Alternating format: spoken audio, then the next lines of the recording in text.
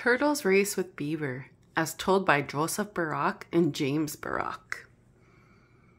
Mickinock, a Mick. Mickinock, a Mick. Long ago, Mickinock lived, Mickinock, in a beautiful little pond. She was very happy because this pond had everything a Mickinock needed. The water was just deep enough, there was plenty of food to eat, and there were lots of nice rocks just above the water for Mickinock to sun herself on. One day, as happens every year in the north, winter began to come to the land. As she had done year after year, Mickinock swam to the bottom of the pond and buried herself in the thick mud. While Mickinock slept for the winter, another animal came walking along. It was a Mick, who had been looking for a new home. "This will be perfect," said a Mick, "once I make some changes." Soon he began doing one of the things that a Micks do so well. Chomp chomp went a Mick as he took down one tree after another to build his big dam. He worked hard for many days, and as he did, the water got deeper and deeper. After finishing his dam, a Mick made himself a fine lodge of mud and sticks, then settled in for the rest of the winter. He was very happy. The moons came and went, and spring returned once more to the land. The birds sang, and the ice melted away. Then Mickinock woke up. Crawling out from under the mud, she began to swim toward the surface of the water. But she had to swim higher and higher and higher and higher. By the time Mickinock made it to the surface, she realized that the water was 4 times as deep as before. Her pond didn't look the same at all. All of the rocks she loved to sun herself on were underwater. On one side, the pond stretched as far as her eyes could see. On the other stood a huge dam. Not too far from that was a big round lodge. Then Mickinock heard a loud whack. She turned to see where the sound had come from. A strange animal was swimming toward her. It was a Mick. "Who are you?" asked a Mick. "What are you doing here?" "I am Mickinock," Mickinock said. "This is my pond. I have lived here my whole life." "Your pond?" said a Mick. "This is my pond. Look at my wonderful dam and my splendid lodge. This is a Mick's pond." "Yes," Mickinock said. "I can see that you've done lots of work. Couldn't we just share the pond? There's plenty of room." "Ha!" a Mick laughed. "I will not share my pond with any little Mickinock, but I will challenge you to a race. Whoever wins can stay. Whoever loses must go find a new home." Mickinock didn't really want to race. She could see that a Mick with his big flat tail was probably a much faster swimmer. But this pond was the only home she knew. "I agree," Mickinock said. "We will race."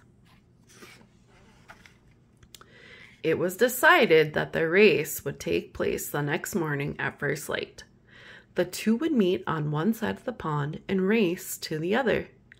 That night, a Mick told other animals about the race. Word began to spread throughout the forest. Ojibwe told Waboos. Waboos told Wagoosh. Wagoosh told Maingan. Maingan told Wawaskashi. Wawaskashi told Moose, and Moose told Makwa. Soon every animal in the forest knew. Before first light came to the land, All of the animals of the forest gathered around the pond. As they waited for Mikinak and Amik to arrive, many chose sides. Most of the smaller animals, such as Wawabikinuji, Ajitamu, and Wabuz, sided with Mikinak. And most of the bigger animals, such as Mainga and Moose and Makwa, sided with Amik. As they waited, they began to sing, Mikinak Amik, Mikinak Amik, Mikinak Amik. They sang even louder when Amik came swimming over from his lodge, and Mikinak popped up from under the water. Mikinak Amik, Mikinak Amik, Mikinak Amik. Mikinak and Amik took their positions on the shore. Makwa lifted his big paw in the air. On your mark, get set, go! Splash went Amik, leaping off from the shore. He was certain he would leave Mikinak far behind, but Mikinak had gotten an idea. Before Amik hit the water, Mikinak stretched out her long neck, opened her mouth, and bit into the end of Amik's tail. Flap, flap, flap went Amik, swimming as fast as he could. But as fast as he went, Mikinak was right behind, holding on as hard as she could. The other animals kept cheering, but now some of the bigger animals were cheering for Mikinak instead of Amik. Mikinak, Amik, Mikinak, Amik, Mikinak, Mikinak. Soon Beaver, Amik, was halfway across the pond, even though Turtle, Mikinak, was still holding on. It looked as if Amik would win for sure. Then Mikinak bit a little harder into Amik's tail. Flap, flap, flap! Amik swam even faster. Mikinak still held on. Now more of the animals were cheering for Mikinak. Mikinak, Amik! Mikinak, Mikinak, Mikinak, Mikinak! Now they are almost to the other side. Amik seemed sure to win, but Mikinak bit as hard as she could into Amik's tail. Crunch! Ow! Yelled Amik.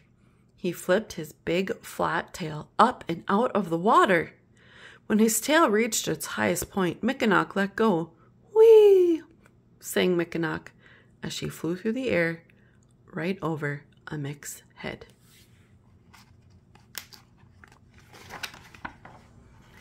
Ka-thunk! Mikinak landed on the far shore and crawled across the finish line. Mikinak had won the race. All the animals cheered. Mikinak! Mikinak! Mikinak! Mikinak! Mikinak was very pleased, but she could see how sad Amik was. I would still be happy to share my pond, she said. But Amik was so embarrassed that he left without another word. Over time, Amik's dam fell apart and the water got shallower and shallower. Mikinak had back all her wonderful rocks to sun herself on. As for Amik, he did find a new home in a pond not too far away. In that pond, though, there also lived a Mikinak. Can I share your pond with you? Amik asked. Of course, that other Mikinak said. And so the two of them lived there happily through all the seasons to come. Me, you. The end.